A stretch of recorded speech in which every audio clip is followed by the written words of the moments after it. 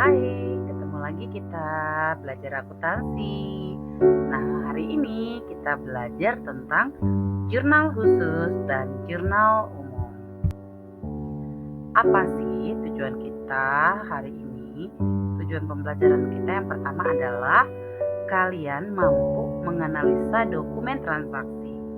Karena dokumen transaksi ini merupakan sumber pencatatan kita. Sehingga kalian harus mampu menganalisa akun apa aja yang dipengaruhi sehingga kalian mampu mencatatnya ke dalam jurnal khusus.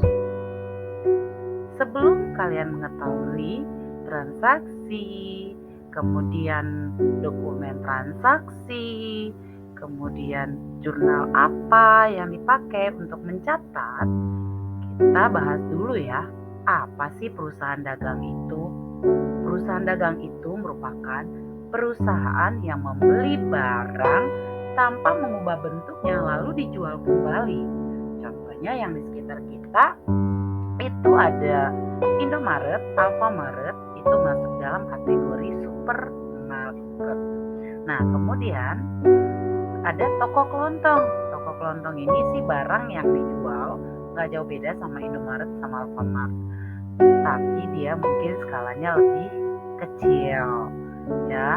Kalau di Indomaret, Alfamart kita bisa melayani diri sendiri, mengambil dan lalu membayar di kasir. Kalau di toko kelontong tidak demikian, kita dilayani oleh si penjual.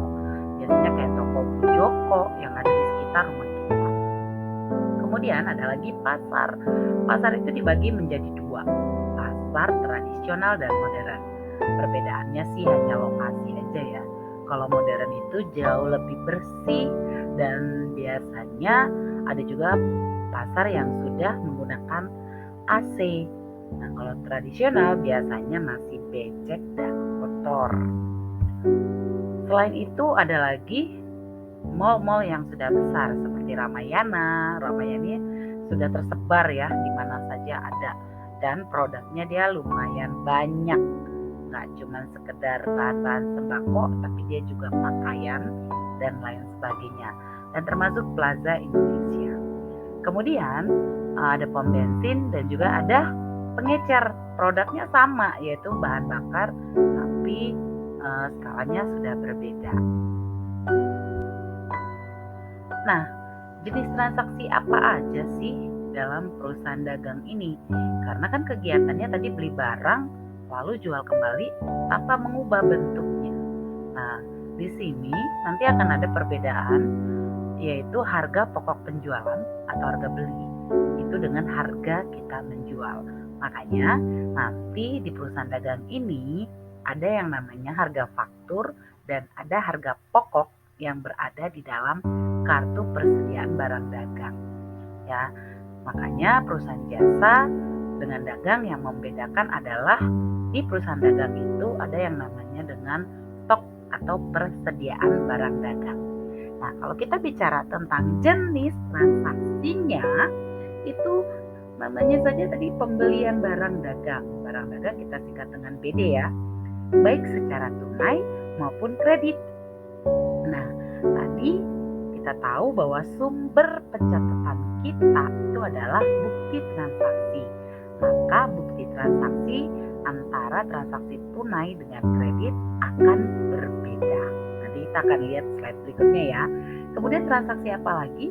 Ada penjualan barang dagang secara tunai ataupun kredit. Nah, berikutnya adalah retur barang dagang. Retur berarti dikembalikan, baik itu barang yang kita beli maupun barang yang kita jual. Kalau barang yang kita beli kita retur berarti kita kembalikan, tapi barang yang kita jual berarti kita terima kembali barang yang sudah kita jual, baik itu secara tunai dan kredit. Nah, transaksi penjualan barang dagang atau pembelian barang dagang retur ini nanti akan masuk juga ke dalam kartu persediaan. Tujuannya untuk menunjukkan harga aslinya atau harga pokok penjualannya. Nah, selain itu transaksi apa aja di perusahaan dagang? Ada pembelian atau penjualan aktiva tetap perusahaan. Kita tahu akun-akun yang ada di dalam akuntansi ada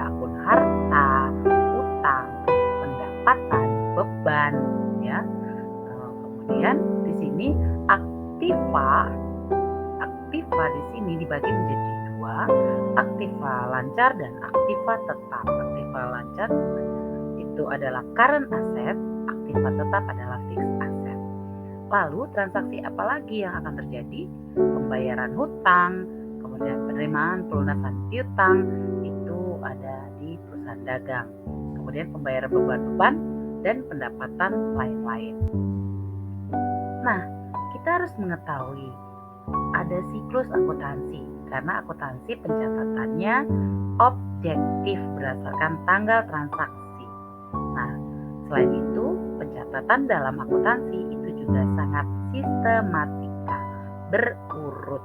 Diawali tadi ada dokumen transaksi, kita analisa. Ini pencatatannya nyatetnya di mana, jurnal khusus atau jurnal umum. Nah, setelah itu baru kita catat ke dalam jurnal khusus yang sesuai dengan transaksi masing-masing. Kemudian setelah itu kita posting. Jadi posting ini di dalam tabel yang berisi akun-akun sejenis. Lalu sumber angkanya berasal dari mana? Berasal dari jurnal khusus atau jurnal umum yang sudah direkap atau ditotal. Nah, di akuntansi ada istilah pengiktisaran. Di sini biasanya lembar kerjanya adalah worksheet atau neraca lajur. Ini kalau di dalam orang akuntansi ini istilahnya kertas coretannya, di mana di situ ada neraca saldo yang berasal dari buku besar. Kemudian ada yang namanya kolom penyesuaian, yaitu ayat jurnal, di mana di akuntansi ada prinsip dan konsep, yaitu segala transaksi yang dibayarkan di muka itu nantinya harus disesuaikan karena yang diakui adalah yang terpakai. Nah, setelah itu ada neraca saldo disesuaikan, kemudian ada dua kolom yaitu neraca dan laba rugi, itu merupakan masuk ke dalam laporan keuangan. Nah, laporan keuangan itu sendiri ada 5, laba rugi, perubahan modal, neraca, dan keterangan mengenai laporan keuangan. Dan satu lagi ada arus kas ya. Kemudian dokumen transaksi. Ini adalah sumber data kita yang basic. Dokumen transaksi ada 2, yaitu internal dan eksternal. Nah, kali ini kita mau bahas yang eksternal nih. Nota kontan dibuat oleh si penjual biasanya, tapi ketika dijual diserahkan kepada pembeli, maka pembeli menyebutnya sebagai nota kontan pembelian barang dagang. Ingat ya, secara tunai. Yang kedua ada bukti kas masuk. Bukti kas masuk di sini berupa kwitansi. Segala transaksi yang penerimaan uang secara tunai maka dimasukkan ke dalam bukti kas masuk. Nah, apakah selalu kwitansi? Tidak. Bukti kas masuk tidak ada yang baku formulirnya, namun disesuaikan dengan kebutuhan dan jenis perusahaan masing-masing. Ketiga ada faktur. Faktur penjualan ini merupakan penjualan secara kredit. Nah, dari mana kita bisa melihat ini merupakan penjualan atau pembelian? Biasanya kita lihat dari kop suratnya. Jika kop suratnya adalah perusahaan kita, maka itu penjualan. Jika perusahaan lain, berarti itu pembelian. Kemudian bukti kas keluar. Bukti kas keluar tadi kita udah tahu ya, transaksi apa aja nih yang keluar. Nah, itu dicatat di bukti kas keluar. Sama, dia juga tidak ada form yang baku. Disesuaikan dengan kebutuhan dan jenis perusahaan. Dokumen transaksi internal itu cuma di memo ya. Jadi antar misalnya bagian marketing atau bagian kartu persediaan ke bagian keuangan, masih bersifat internal. Nah, pencatatan, juga saatnya kita pencatatan. Setelah kita analisa, ini masuk ke jurnal khusus apa sih? Jurnal khusus itu ada 4 ya, sales journal, purchase journal, cash receipt, dan cash payment journal. Sales journal itu hanya untuk mencatat transaksi jual, ingat ya, jual barang dagang tapi secara kredit. Barang dagang loh, berarti yang lain tidak boleh masuk. Kemudian purchase journal itu transaksi pembelian barang dagang secara kredit. Sama nih, pembelian barang dagang, bukan pembelian aktiva atau pembelian yang lain-lain.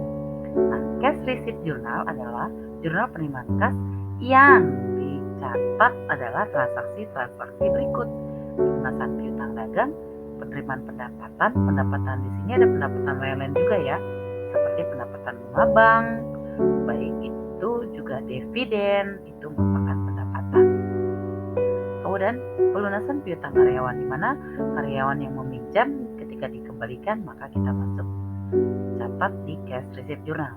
Kemudian penjualan tunai aktiva tetap seperti penjualan kendaraan, peralatan, gedung tanah dan sebagainya. Kemudian penjualan barang dagang secara tunai itu dimasukkan ke cash receipt journal, sedang kreditnya masuk ke sales journal.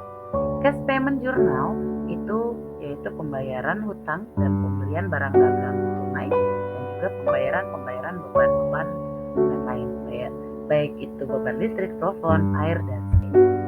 Kemudian jurnal umum ini biasanya digunakan untuk retur pembelian atau penjualan barang dagang. Nah, selain retur masuk ke jurnal umum, retur juga masuk ke dalam kartu persediaan barang dagang. Nah, di jurnal umum ini sedikit berbeda dengan jurnal khusus. Jurnal khusus memiliki kolom-kolom khusus, kolom-kolom untuk transaksi yang kegiatan transaksinya bisa berulang-ulang kali, sehingga dibuatkanlah jurnal khusus berbeda dengan jurnal umum yang bercampur. Kemudian masuk ke petty cash. Petty cash metode pencatatannya ada dua, dana tetap dan tidak tetap. Kalau metodenya tidak tetap, maka dipastikan ada yang namanya buku petty cash atau kas kecil. Nah, yang tidak ada berarti dia dengan metode dana tetap. Peruntukannya untuk beban-beban yang relatif kecil seperti materai, fotokopi, kemudian beli gula, kopi dan sebagainya. Nah, ini adalah sales journal dengan bukti dasarnya yaitu faktur penjualan secara kredit. Akun apa yang dipengaruhi? Yang pertama tentunya saat kita jual barang dagang harusnya dapat uang. Seperti ini ada account receivable yaitu piutang. Jangan lupa setiap kali transaksi kita ada PPN outcome dan juga sales. Nah, sumber data angkanya adalah dari faktur yang ada di sebelah kiri. Sedangkan COGS atau cost of goods sold dan merchandise inventory kita lihat dari kartu persediaan. Sales journal terdiri dari kolom, jangan lupa nama PT-nya CV Buana Sales Journal Desember 2020, itu jangan sampai lupa, harus dicatat ya. Kemudian ada kolom date, tanggal, ada kolom yang agak sedikit luas, ini untuk tahun dan bulan, yang kecil adalah tanggal. Kemudian dividend number itu ada di dalam faktur. Description adalah nama perusahaan. Kemudian di sini ada debit dan dana kredit.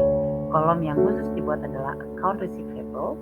Kemudian ada sales, ada flat collected dan PPN outcome.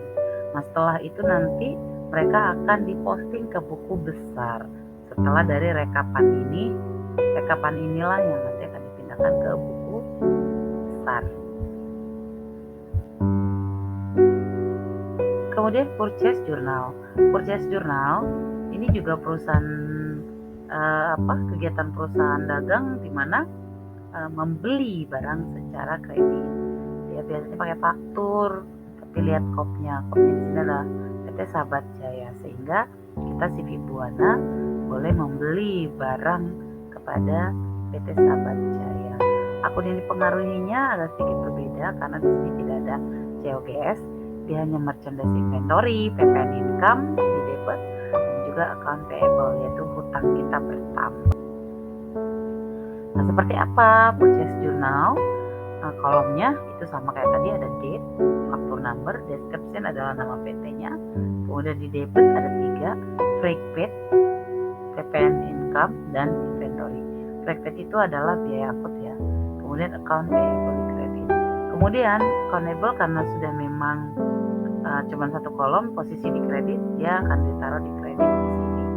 Kemudian untuk di debit agak posisi banyak, ada freight paid, PPN income dan inventory.